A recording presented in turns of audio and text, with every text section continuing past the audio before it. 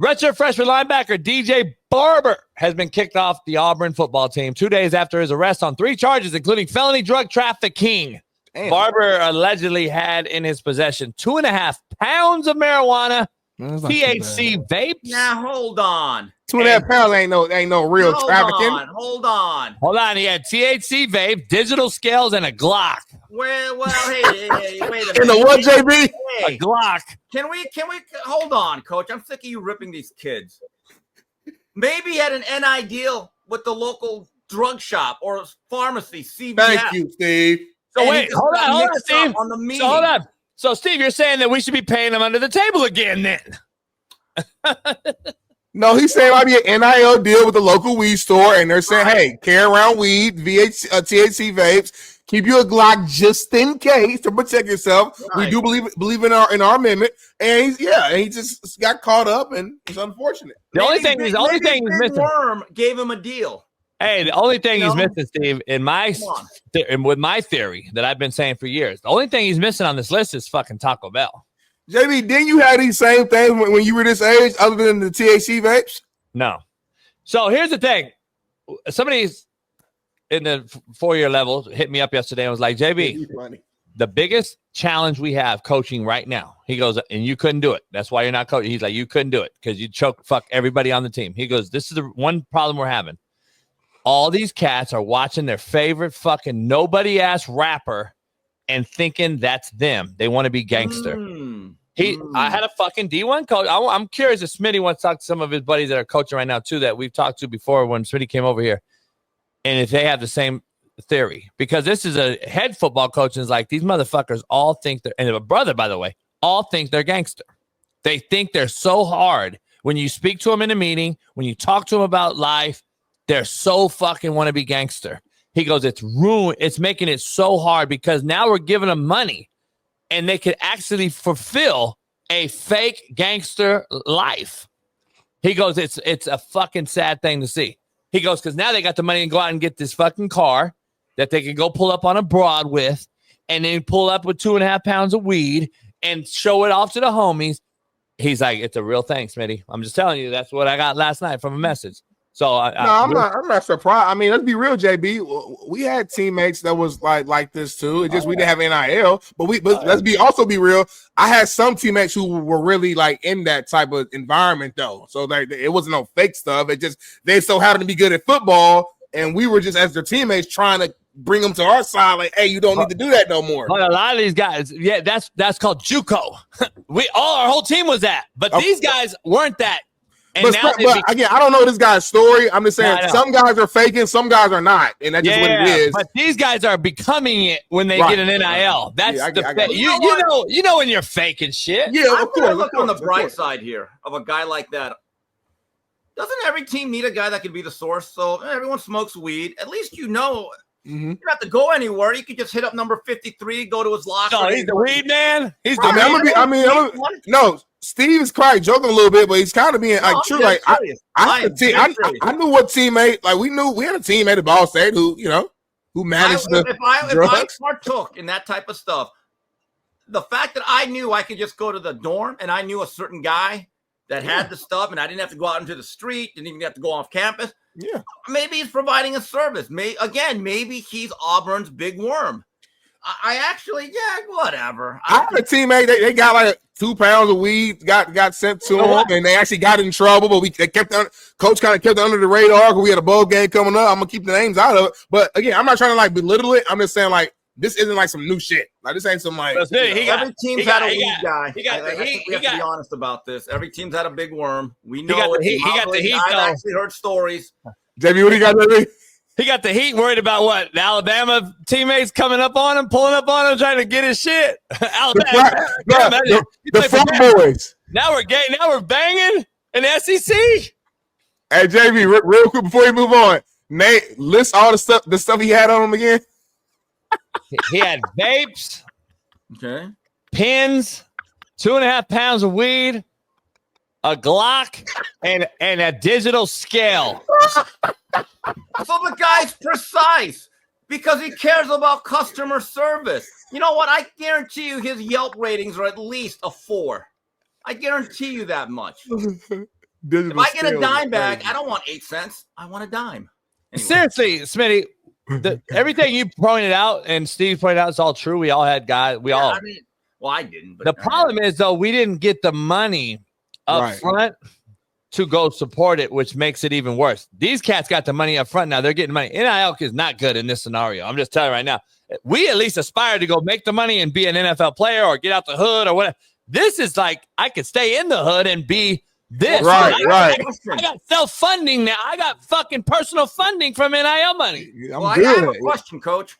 What hole do you think Hugh Freeze was on when he found out the news? 9. 7th, 9th, yeah. It was a Glock 9. Yeah, probably the 10th. Probably had the chipping wedge out, and he's like, "What's going on here?" Ah, Jesus! You know, he got a phone call, Steve. Yeah, what's going on, man? I'm hitting par. I'm going for birdie. Yeah, I'm in my backswing, asshole. What's going on? What? Barber. Who? Ah, Jesus! All right, the collective called him and was like, "Hey, man, you got a guy over here with scales, vape pen, weed, and a Glock." Look, guys, this goes. Look, Nate Newton had himself. I mean, he had himself a stash, and Nate made a lot of money at that point. Remember Nate Newton, and remember also Bam Morris, or they used to call him Graham Morris. He had a big thing. There was the Cowboys receiver Sam Hurd. He was running a pharmacy. This is nothing new.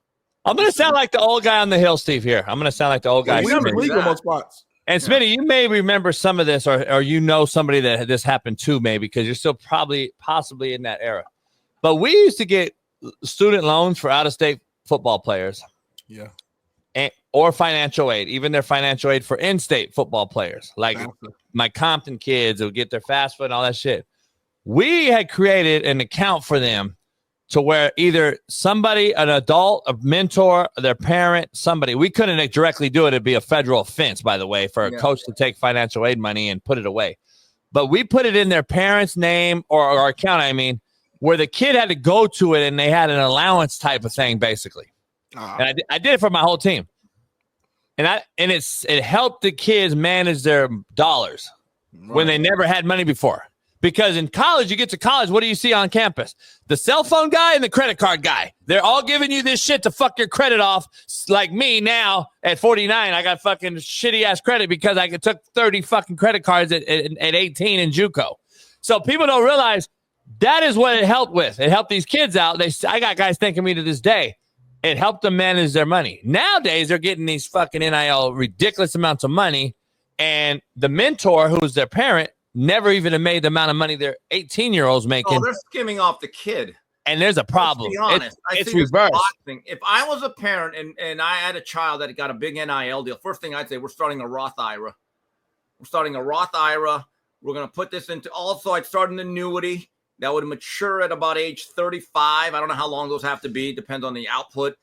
And then I'd also say, look, we're buying no jewelry. We're going to buy Bitcoin instead. And the rest we're going to put into the bank. And you don't need a new car. You don't need a Hellcat. Just drive the old hoopty. The hoopty's been good enough for 5 years. The hoopty will be good enough when you graduate. And then when you're 21, you can make your own decisions. That's what I would do. Because I don't want to hear these sad stories. Well, I had a $3 million NIL deal and now I'm broke at 28. I would say I don't want to hear it. I do not want to hear it. Yeah. Yeah. Steve, we got a buddy of the show who's on every year, Trent Richardson, Alabama legend, who's on a new show, and Smitty's going to introduce it. Yes, I am. So, former Alabama QB A.J. McCarron. Wow. A.J. McCarron. National championship winning quarterback. Yes. He actually ripped Hugh Freeze, though, on the Dynasty Bama podcast with T-Rich over that house settlement. Bailey, is there an actual video based on this? Or no? Okay, no video here, so I'll read it. He said, and I quote, Hugh Freeze is full of shit. I think Hugh Freeze is trying to do whatever he can to save face. He's starting to feel pressure at Auburn. Going into his third year, not having the success that the alumni, the boosters, and everybody donating a lot of money thought he would have by this point. I think he's trying to figure out and scramble on why they're not successful. The state of Alabama is ran by Alabama fans, Alabama alumni, whether you like it or not, end quote. Woo! Said a lot, Steve. What's your take on that? I'm going to say this right now for the deep freeze. He's under pressure.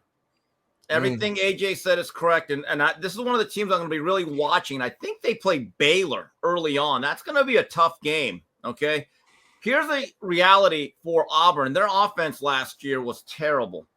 This year, they have to make a jump. Now, Jackson Arnold did not work out at Oklahoma, but in his defense, there was no help. Bad offensive line, no receivers. Okay, that offense from day one, when I saw them play Temple in the second game, first game, I said, that doesn't look right. And it never got righted. But if Jackson Arnold can live up to his 5-star ranking, you have Cam Coleman, who was the second best receiver in that recruiting class behind Jeremiah Smith. He has an NFL future.